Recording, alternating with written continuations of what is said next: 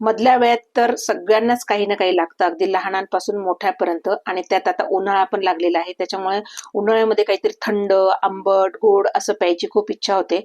आणि पाणीपुरी म्हटलं की ही सगळ्यांचीच आवडती डिश आहे. त्याच्यामुळे आणि पटकन अगदी आठवण काढली की लगेच व्हायला पाहिजे. त्याच्यामुळे आज आपण पाणीपुरीसाठी लागणारं हे पाणीपुरीचं प्रीमिक्स करून घेणार आहोत. आणि हे पाणीपुरीचं प्रीमिक्स जर आपल्या घरात असलं ना की पटकन आपल्याला पाणीपुरी लगेच तयार करता येते. चला तर मग रेसिपीला सुरुवात करूया. आता मार्केटमध्ये पण भरपूर छान अगदी स्वस्त कोथिंबीर आलेली आहे. तर इथे मी पूर्ण मोठी एक जुडी घेतलेली होती, ती स्वच्छ अगदी तोडून घेतलेली आहे. तर हे जवळपास 3-3.5 वाट्या भरलेले आहे आणि मी हे धुवून स्वच्छ करून त्यामधलं पाणी पूर्ण निथळून अगदी कापडावर सुकवून घेतलेलं आहे. आणि त्याचबरोबर इथे मी पुदिना घेतलेला आहे आणि तो पण एकदम धुवून स्वच्छ असा सुकवून घेतलेला आहे. जितकी कोथिंबीर भरेल त्याच्या निम्म आपल्याला इथे पुदिना घ्यायचा आहे. तर इथे मी घेतलेला आहे पुदिना. आता हे दोन्ही आपल्याला मिक्सर जारमध्ये घालून घ्यायचं आहे.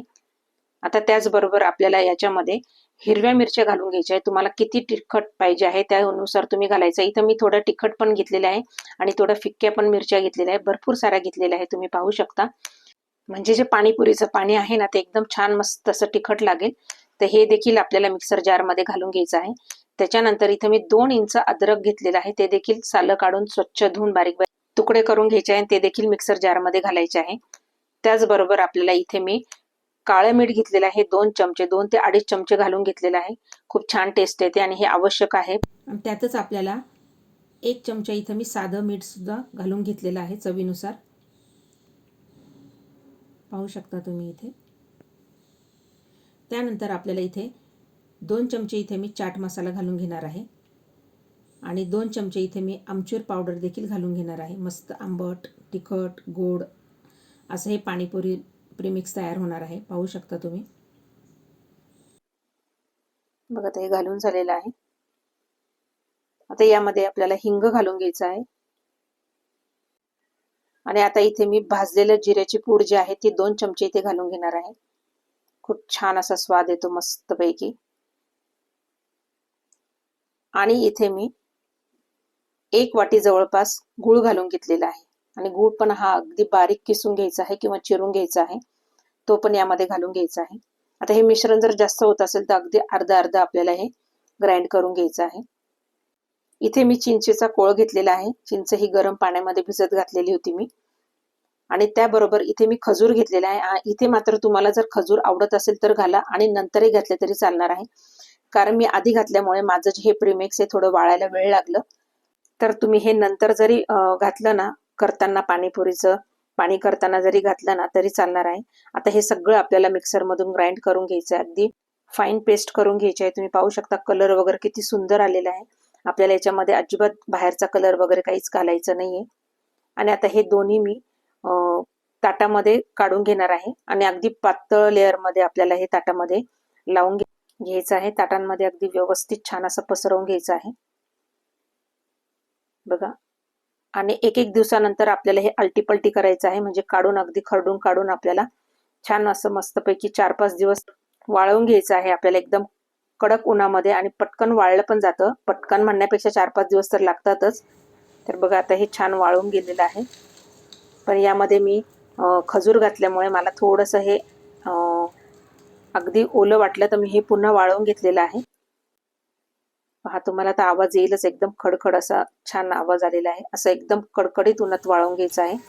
आणि आता आपल्याला थोडं थोडं करून हे मिक्सरच्या जारमध्ये घालून फाईन अशी बारीक पावडर तयार करून घ्यायची आहे.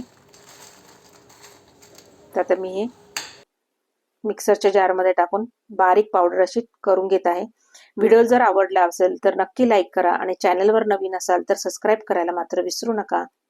आणि शेजारी बेल आयकॉनला क्लिक करा म्हणजे अशाच नवनवीन व्हिडिओ तुमच्यापर्यंत पोहोचत राहतील. बघा अशी मस्त फाईन अगदी पावडर झालेली आहे ना आणि वास पण खूप सुंदर येत आहे याच्यामध्ये.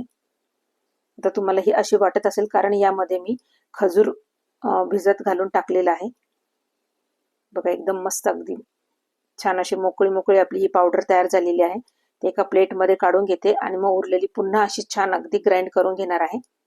आणि आता ही आपल्याला मस्त एअरटाईट काचेच्या बॉटलमध्ये भरून ठेवायचे. बाहेर जर तुम्ही ठेवली तर 2 ते 3 महिने आरामात राहते. पण मी फ्रीजमध्ये ठेवणार आहे कारण यामध्ये मी खजूर घातलेले आहे. बघा एकदम छान आणि एकदम मस्त होते. म्हणजे पटकन कोणी पण आलं ना की आपल्याला रेडी असली ना हे प्रीमिक्स की पटकन आपल्याला पाणीपुरी करता येते. आणि पाणीपुरी पण आपल्याला पुऱ्या देखील आहे त्या पण आपल्याला घरीच करायच्या आहे किंवा करता येतात. तर मी ह्यावेळेस मात्र मार्केटमधून आता हे प्रीमिक्स मी काचेच्या बॉटलमध्ये भरून घेत आहे.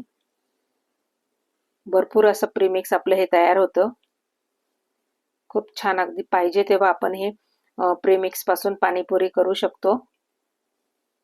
पाणीपुरीचं पाणी करू शकतो. चला तर मग आता हे पाणीपुरीचं पाणी कसं करायचंय ते बघूया. ते इथे एका बाउलमध्ये मी एकदम थंड चिल्ड असं पाणी घालून घेतलेलं आहे आणि त्यामध्ये 4-5 चमचे पाणीपुरीचं प्रीमिक्स घालून घेतलेलं आहे. आता मी हे 4 जणांसाठी बनवत आहे.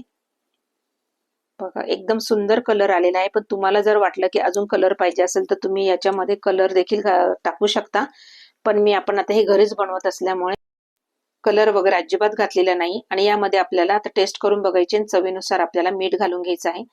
आता यामध्ये आपल्याला शेव, त्याच्यानंतर खारी बुंदी वगैरे सगळं घालून घ्यायचं आहे. त्याच्यानंतर इथे मी बारीक कांदा कट करून ठेवलेला आहे तर तो घालून घ्यायचा आहे. यात तुम्ही हरभरे वगैरे सुद्धा बॉईल करून घालू शकता. आणि यामध्ये कोथिंबीर अशी बारीक कट करून घातलेली आहे पहा.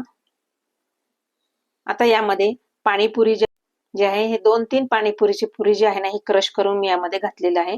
इथे पहा आपलं पाणीपुरीचं पाणी एकदम मस्त छान अगदी थंडगार, आंबट, गोड, तिखट असं तयार झालेलं आहे. आता इथे मी काही पाणीपुरी घेतलेली आहे. आता यामध्ये आपल्याला सर्व करून घ्यायचं आहे. तर मग मी हे सर्व करून घेत आहे. तुम्ही नक्की या पद्धतीने बनवा. अगदी झटकीपट होतं अगदी आपल्याकडे प्रीमिक्स रेडी असलं की. आणि कितीही खाऊ शकतो. बघा इथं मस्तपैकी अगदी सगळं रेडी झालंय. मी इथे लिंबू पिळायचं मात्र विसरून गेली होती तर ते नंतर टाकलेलं आहे. आणि वरतून आता आपल्याला कांदा, त्याच्यानंतर कोथिंबीर वगैरे अशी घालून घ्यायची आहे. आता इथे मस्तपैकी बघा रेडीमेड मिळते त्याच्यापेक्षा पण खूप छान लागते. आणि शेव वगैरे सगळं वरतून घालून घ्यायचं आहे. बघा किती छान अगदी पाणीपुरी आपली इथे रेडी झालेली आहे. आणि आपण कितीही वेळा करू शकतो आणि कितीही खाऊ शकतो. चला नक्की करून बघा.